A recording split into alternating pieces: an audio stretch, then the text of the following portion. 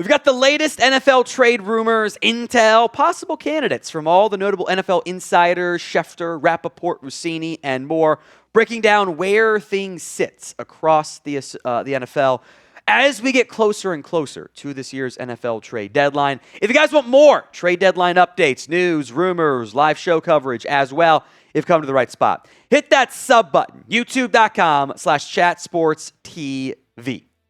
Let's go to the Quinnen Williams front. Dianna Russini reporting, quote, teams have shown interest in Quinnen Williams, although the asking price is massive.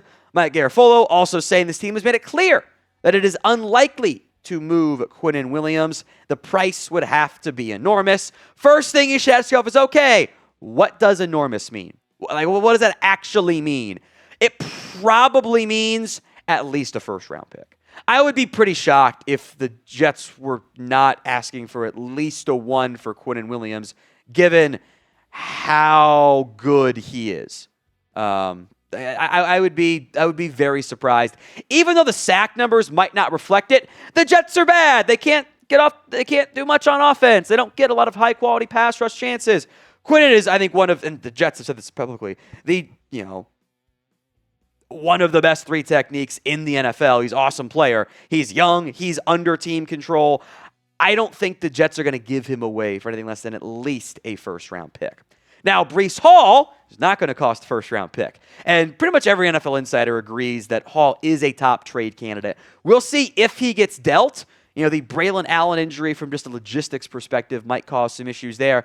But this is the best version of Breece Hall we have seen, really since his injury-shortened 2022 campaign. 5 yards per carry, 581 yards. It'd be a pretty hefty dose of Isaiah Davis, I think, if something were to happen to Breece Hall. But certainly one to monitor with plenty of running back, potentially needy teams on the market.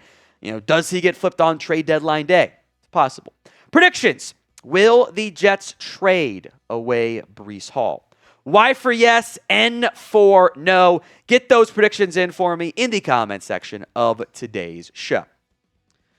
Dianna Russini, kind of the really interesting borderline bombshell on Saturday that the Jags are listening to calls on wide receiver Brian Thomas, even if a move feels highly unlikely, quote unquote. I would be pretty shocked this went down. I'm a little surprised this stuff gets out. Did the Jags leak? Because Liam Cohen said, no, we're not trading him.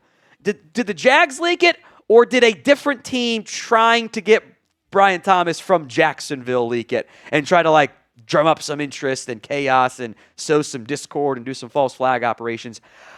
I get the Jags trade of Travis Hunter. I think they'd be asking for at least a 1. He's been a disappointment this year, but he was a first-round pick removed from an awesome first season. He's also not going to come cheap. That's a common trend at this year for the NFL trade deadline. I don't think there are a lot of sellers who are just giving away good players. That includes A.J. Brown. Adam Schefter once again throwing out the idea that the Eagles are not going to end up trading away A.J. Brown. This is what Schefter wrote for ESPN. Teams are still eyeing Brown as the trade deadline approaches, according to sources, but the defending Super Bowl champion Eagles are not looking to move the 3-time Pro Bowler. The Eagles would listen to any trade offer, but sources believe they would not be willing to part with Brown for anything less than a blockbuster offer, which is not expected to be forthcoming. I don't know what a blockbuster offer is for A.J. Brown, even at his age. Probably the answer is more than what anyone would realistically be willing to give up, even those of you up in New England. The contract is not really tradable, frankly. So I've never really bought the A.J. Brown trade idea. It felt like it was always such a unlikely outcome right now. I get that he's frustrated. Eagles keep on winning games. I'd be surprised here as well. Today's show is made possible by Ethos. As a father of 2 kids, it's not fun to think about what would happen if something happened to you, but you have to be prepared. Protect your family with life insurance from Ethos. Get your free quote at ethos.com/NFL daily. That's ethos.com/NFL daily. Ethos is a trustworthy company that disrupts the traditional life insurance industry. And as of March 2025, Business Insider named Ethos the #1 no medical exam instant life insurance provider. They're an online platform that makes life insurance fast and easy to protect family's future in minutes, not months. There is no complicated process, and it's 100% online.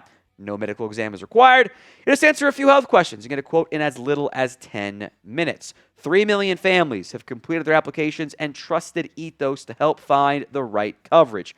Protect your family with life insurance from Ethos. Get your free quote at ethos.com/NFL Daily. That's ETHOS.com/NFL Daily. Application times may vary, rates may vary. Links in the comments and the description of today's show. The Saints have been the subject of plenty of trade rumors, and there's multiple updates on Chris Olave, Rashid Shaheed, and even Brandin Cooks. Dianna Russini on the Olave front. Barring an unforeseen change, the Saints are not expected to move wide receiver Chris Olave, despite interested suitors. Last week, I reported the two sides are discussing an extension. Adam Schefter with what's going on with the Saints in general. They have said they are not interested in trading away one of their receivers, but league sources believe Rashid Shaheed can be had for the proper price. Teams continue to call the Saints regarding the availability of Shaheed and fellow receiver Chris Olave. The Saints are trying to re-sign Olave to a contract extension. Sources believe they would like to receive at least a third-round pick in any potential trade involving Shaheed. It is noteworthy. Olave, the concussions, I think, are a valid concern, but he, I think, is the better receiver in New Orleans. I think he is more just talented and can do more. As fun as Shaheed is, I think third at minimum is a reasonable asking point, because if they don't keep him, you would, in theory, be in line for a third-round comp pick, and the Saints' books are a little bit stretched thin, so maybe you wouldn't be able to get back all that much. Some teams in the wide receiver market: the Pittsburgh Steelers, these are all per Adam Schefter, by the way, the Buffalo Bills, and the Denver Broncos.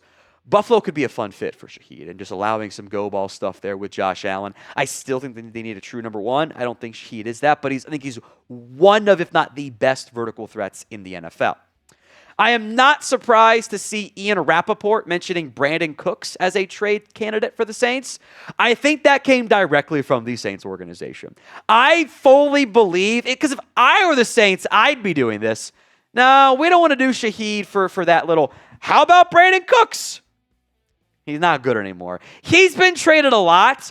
The decline in production from Brandin Cooks has been fairly steep in recent years. So, of the three, who is most likely to be traded by the New Orleans Saints? BC for Brandin Cooks, CO for Chris Olave, or S for Rashid Shaheed? Let me know in the comment section of today's show. More updates here from Adam Schefter, saying he expects one of the Dolphins' edges to be dealt this upcoming trade deadline. I would argue that Jaelan Phillips makes more sense than Bradley Chubb. Phillips' pressure rate is higher right now, even though the sack rate hasn't quite been the level of impact I think he had been hoping for. Phillips is also the final year of his deal.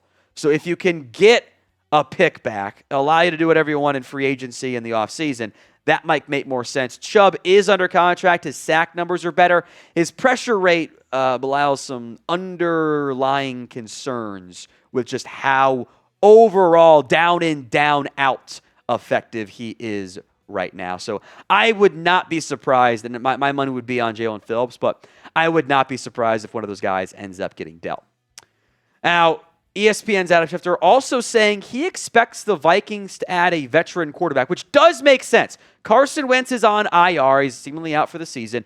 J.J. McCarthy is coming off of an injury. Max Brosmer is the other one. They don't really have a veteran QB. Now, they could go shopping into the old guy market in free agency. You could definitely find somebody on that front. Trade-wise, not high profile. To me, that reads not Russell Wilson, not Kirk Cousins.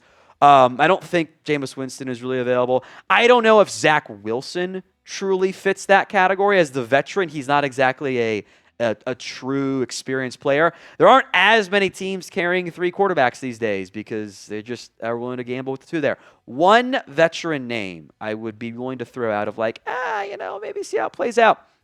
Well, what about Cooper Rush, who lost his backup job with the Baltimore Ravens? All right, more updates here from Dianna Russini. A bunch of trade updates here. We'll go rapid fire on these because they're not as impactful, but certainly worth monitoring. She had 4 teams listed as quarterback needy targets there. The Baltimore Ravens, Indianapolis Colts, Detroit Lions, LA Rams.